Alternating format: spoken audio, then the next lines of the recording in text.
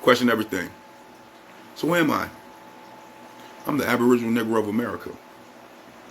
I'm the true American Indian that was found here in the wilderness of North America when Columbus and the Spaniards and all of them got here and invaded our land.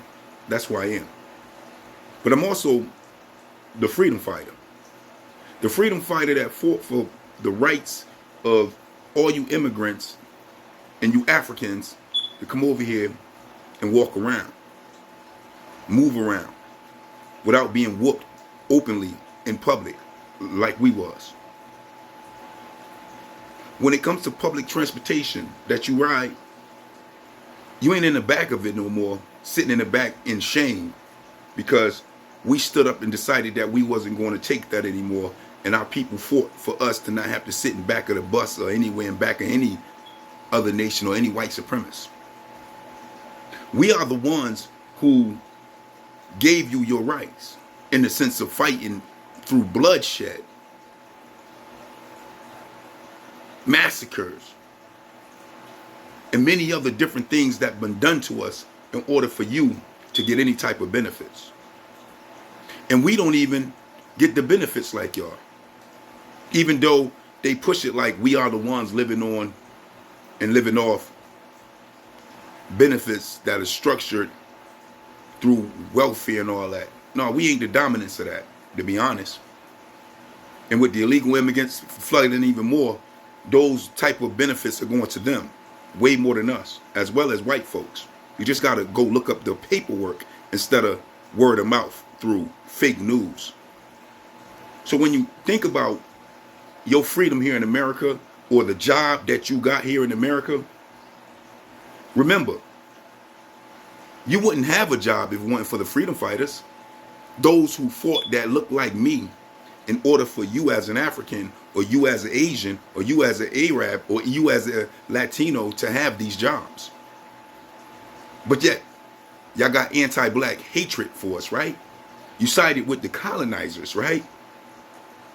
It makes sense because a lot of y'all fled from y'all countries as asylum seekers here in America, where the people that been oppressed here in America, enslaved here in America on their own land, hasn't ran nowhere.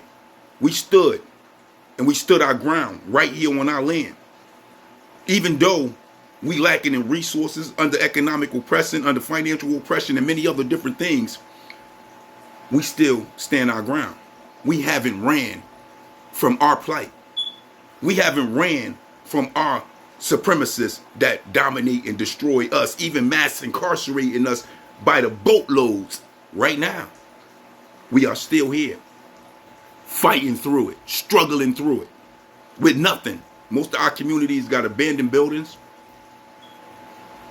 Businesses done been burned down and beat down and took from us. Homes that we have been took from us. Separation of family been promoted and snatched apart. But yet we still here. We're not running to your countries looking for asylum and jobs and benefits and hope that we can come up at your doorstep in your country. I think you did that to us.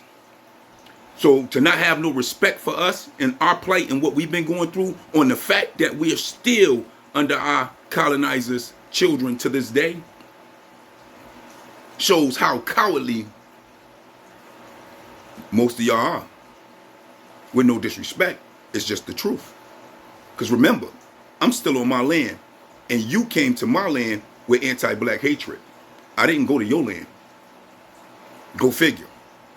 So all the little perks you got, the little homes you got, and whatever else that you can get, remember, when white supremacy was at its highest and KKK was walking through the streets of Washington and many other places openly,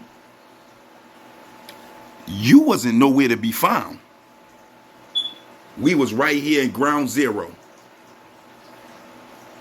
struggling through. And for that, you would think you and all the rest of y'all would have some respect for us, thus helping the plight of the people that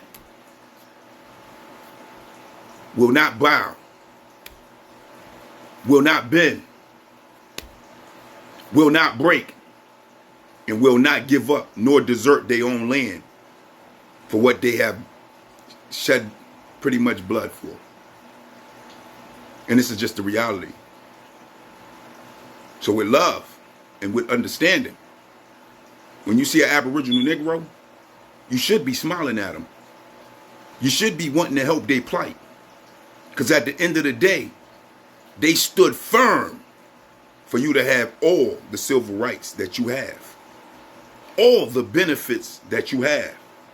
You wouldn't be going to college if the feds didn't help us get into college. Walking with the feds to go to school because they didn't want integration. They wanted segregation. And they would do it by all means necessary. And we had to live through that in order for you to go to school. So when you don't understand history on the plight of what we've been through, and then you come with anti-black hatred, it's like a smack in the face. More than that, it's like a whip on my back. So with that, take heed to what you got, because what you got came from those that cannot get from a system that hasn't gave or given in to this day for the push that we've been pushing to be free. And with that, I just don't get you. I just don't understand you. But that is the question. You let me know. Peace, peace.